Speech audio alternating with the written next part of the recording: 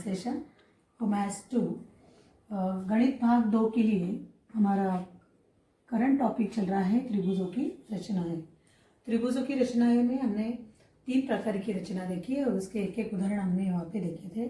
4.1 में से एक क्वेश्चन नंबर 1, 4.2 में से क्वेश्चन नंबर 1 एंड 4.3 में से क्वेश्चन नंबर 1, यानी कि तीनों रचनाएं हमने एक्सप्लेन की कि अगर त्रिभुज का आधार का लगत एक कोण और त्रिभुज के शेष दो भुजाओं का योगफल देने पर, दूसरी रचना हमने देखी थी कि त्रिभुज का आधार का लगत कोण और शेष भुजाओं का अंतर हमें दिया था, वो रचना हमने की। और तीसरी रचना हमारी थी त्रिभुज का आधार न देते हुए आधार लगत के दो कोण दिए थे और त्रिभुज की परिमिति दी थी।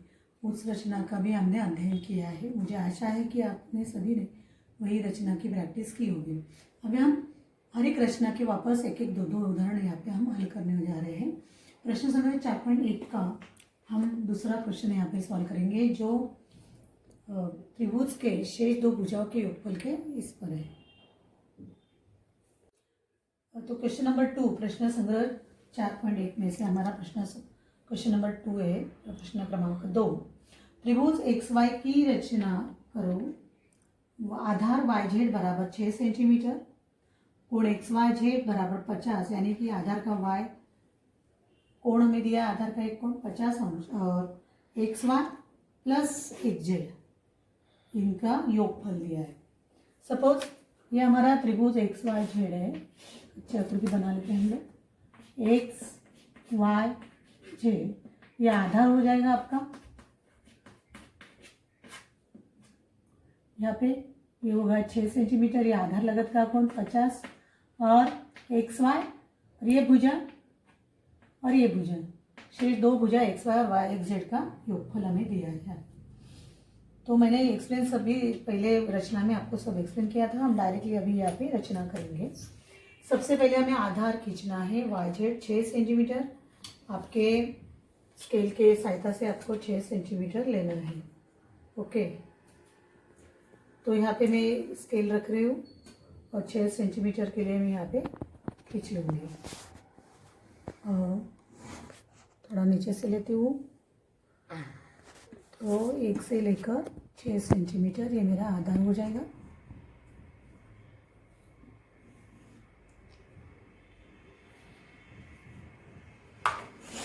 तो एग्जैक्ट अगर आपको खींचना है तो स्केल स्टेबल करके आपको आधार खींच लेना है। पहले 6 सेंटीमीटर का ये हो गया आपका आधार। थोड़ा मैं ज़्यादा मेजरमेंट ले रही हूँ आपको देखने के लिए, ठीक है। ये हो गया हमारा YZ आधार हो गया, YZ ठीक 6 सेंटीमीटर हो गया।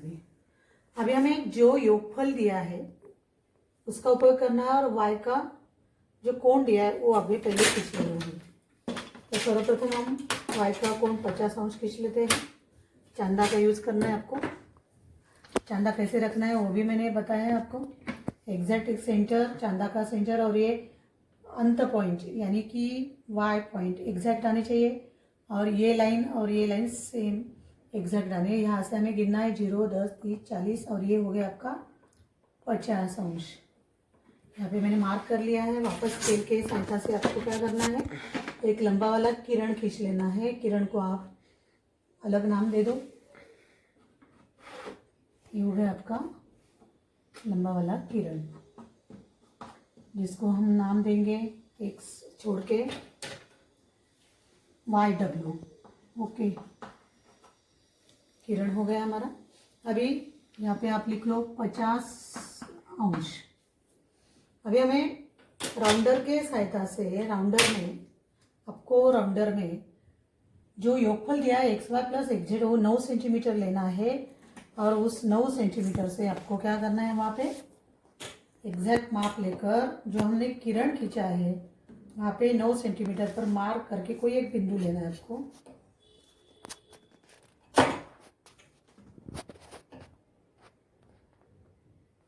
ठीक है, तो मैंने राउंडर में 9 सेंटीमीटर का माप लिया है। Y पॉइंट पर मैं राउंडर रखूँगी और 9 सेंटीमीटर पर मैं मार्क करूँगी इस तरह से। ओके, ये हो गया मेरा मार्क। और यहाँ पे कोई और एक बिंदु लेना है हमें, हम पी बिंदु लेते हैं यहाँ पे। अभी हमें क्या करना है बच्चों, पी और जेड, ये जो वाई जेड का जेड बिंदु है, इसे हमें ज्वाइन कर देना है इस तरह से। ये हो गया ज्वाइन। अभी हमें क्या करना है, पी जेड का लंब समद्विभाजक खींचना है। पी जेड का लंब समद्विभाजक हमें यहाँ पे खींचना है। लंब समद्विभाजक कैसे खींचना है पता है आपको? पी जेड का खींचना है तो पी और जेड पर हमारा राउंडर आएगा। पहले जेड पे मैं रखूँगी, ये पहले 9 सेंटीमीटर लिख लेती हूँ मैं। ये पूरा अंतर कितना था आपका? 9 सेंटीमीटर। कहाँ तक? पी पॉइंट तक। ओके, अभी मैं जेड पे राउंडर रखूँगी और आधे से ज़्यादा पी जेड का जितना अंतर है वो हमें गिनने की ज़रूरत नहीं है। हमें पता चल जाता है कि आधे से ज़्यादा पौना भाग हमें यहाँ पे राउंडर में माप लेकर ऊपर की तरफ और नीचे की तरफ दोनों तरफ हल्के हाथ से चाप खींचना है आपको, एकदम हल्के हाथ से पेंसिल के। और पी पॉइंट पर रखकर वापस आधे से ज़्यादा अंतर लेकर इस पहले वाले चाप को क्रॉस करने वाला दूसरा चाप खींचना है आपको। पहले वाला छोटा हो गया यहाँ से, मैं यहाँ पे वापस इसको थोड़ा बड़ा कर रही हूँ।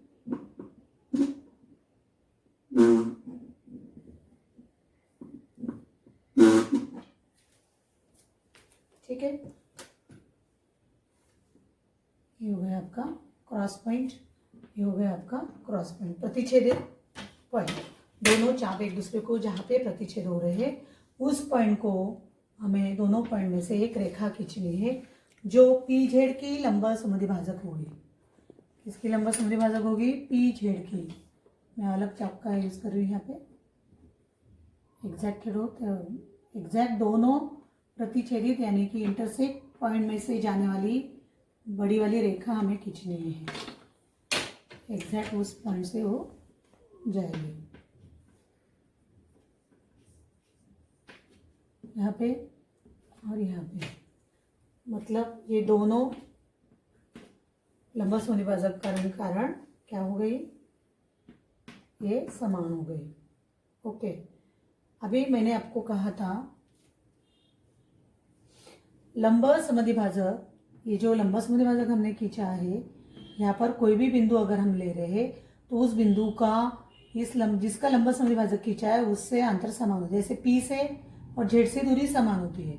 अब ये जो लंब समद्विभाजक वाई पी पर जहाँ पे प्रतिच्छेद हो रही है उस पॉइंट को हमें एक्स वाई जेड में से जो बचा हुआ है एक्स बिंदु है उसका नाम देना है और हमें एक्स और जेड को ज्वाइन करना है। एक्स और जेड को क्या करना है बच्चों? ज्वाइन कर लेना है इस तरह से। एक्स जेड एक्स वाई, ये तो ऑलरेडी डिजाइन है, मैंने डार्क कर रही हूँ सिर्फ इसको। मूल त्रिभुज हमारा मिल गया, मैं कलर से सिर्फ वापस डार्क कर रही हूँ। ये हो गया हमारा एक्स वाई जेड त्रिभुज। ओके, अभी एक्स यह बिंदु लंब समद्विभाजक पर स्थित है, इसलिए एक्स बिंदु से पी जेड का पी जेड का लंब समद्विभाजक होने के कारण पी पॉइंट से ये अंतर एक्स पी और एक्स पॉइंट से जेड अंतर ये दोनों समान होंगे। राइट, मतलब 9 सेंटीमीटर से ये इतना ये कट हो गया तो बचा हुआ एक्स वाई का अंतर होगा। इस तरह से हमारे पास योगफल होने पर भी हमने त्रिभुज की रचना की है। तो इसका लंब समद्विभाजक जहाँ पे प्रतिच्छेद होता है उसी पॉइंट को इस बिंदु से जोड़ना है तो आपको प्रॉपर एक्स वाई जेड ये त्रिभुज मिलने वाला है।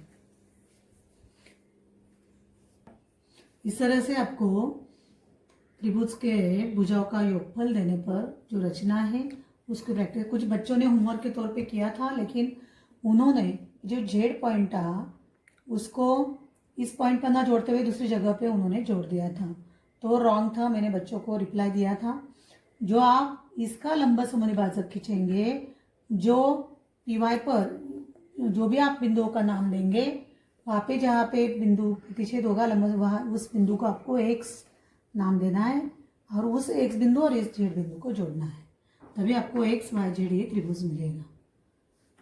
इस तरह प्रैक्टिस करो। Thank you.